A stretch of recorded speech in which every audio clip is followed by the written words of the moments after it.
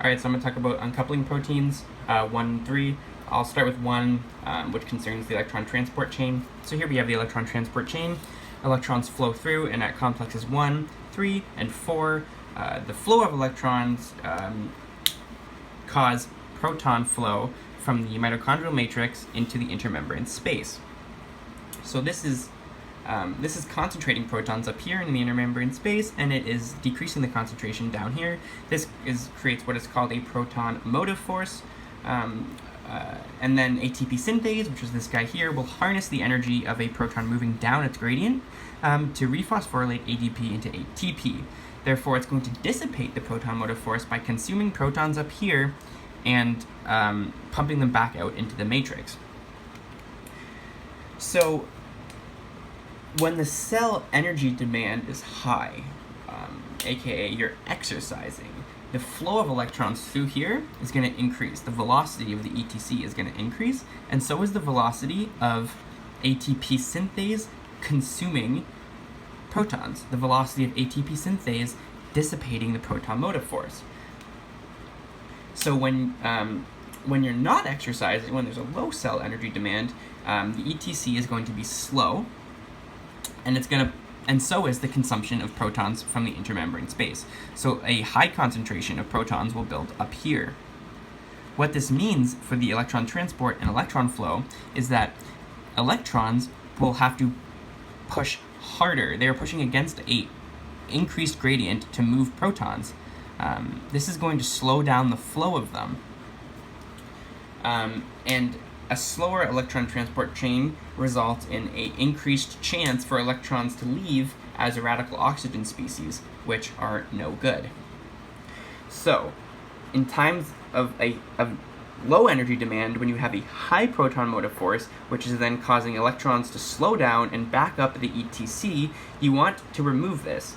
Well, it would be nice to increase the cell energy demand like that, but if you're not going to exercise, you're not going to exercise. So there needs to be another way to dissipate this proton motive force that isn't through ATP synthase, and that is where uncoupling protein 1 enters. Uncoupling protein 1 acts just like ATP synthase in that it will consume protons in the intermembrane space and shoot them out into the mitochondrial matrix, dissipating the proton motive force. However, it doesn't have any catalytic activity. It won't make ATP from ADP. It'll just release this energy that is released from protons moving down their gradient as heat. Okay, so now we'll talk about UPC3. And we need to talk just a little bit about fatty acid metabolism and how they get into the mitochondria to give context.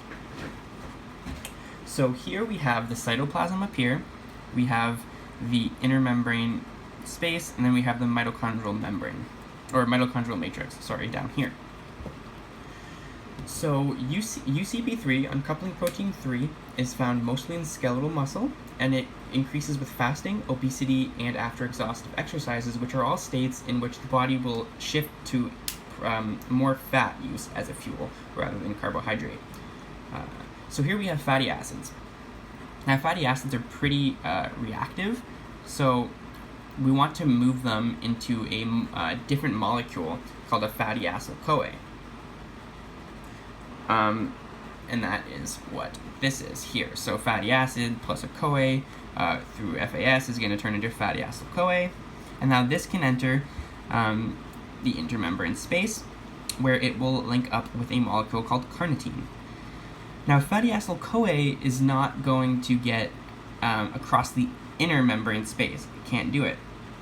So what we need to do is we need to change the CoA to a carnitine through CPT1, which is located in the inner membrane space. Now we have a CoA, a free CoA, and a fatty acyl-carnitine. Fatty acyl-carnitine can actually go through into the mitochondrial matrix, and so can the free CoA. And now through CPT2, which is in the mitochondrial matrix and facilitates the same but opposite reaction as CPT1, is going to turn fatty acyl-CoA fatty acyl-carnitine and a free CoA into fatty acyl-CoA and a carnitine, and now beta oxidation will recognize the fatty acyl-CoA. Now, increased fat use. under states such as fasting, obesity, and exhaustive exercise, we're going to have a buildup of fatty acids over here. So much so that some will actually diffuse into the intermembrane space and skip all of this. This will still happen, but there'll be so much fatty acids out here that some will get in. Now recall, this pink line is the inner mitochondrial membrane space, and it's not shown here, but the electron transport chain is on this line. And the electron transport chain is pumping out protons into this space, and it is taking them from this space. So the inner membrane space is very highly protonated.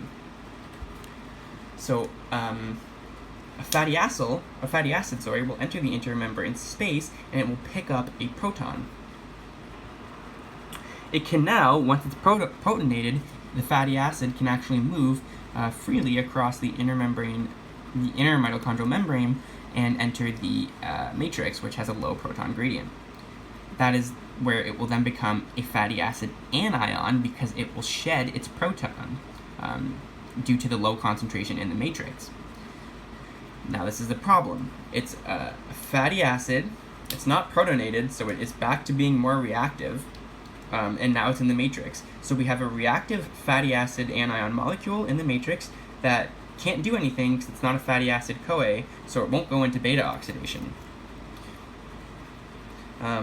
So we need to get this out of the matrix because it's unusable and it's reactive. This is where UCP3 comes in, and in very much the same vein as UPC1, it acts as a valve. We'll get a buildup of fatty acid anion in the matrix, and it can just go out and back into the inner membrane space through UCP1, or uncoupling protein 3. So uncoupling protein 1 acts as a valve for protons to dissipate a proton motive force, whereas uncoupling proton 3 will act as a valve for fatty acids during times of high fat use to reduce lipotoxicity.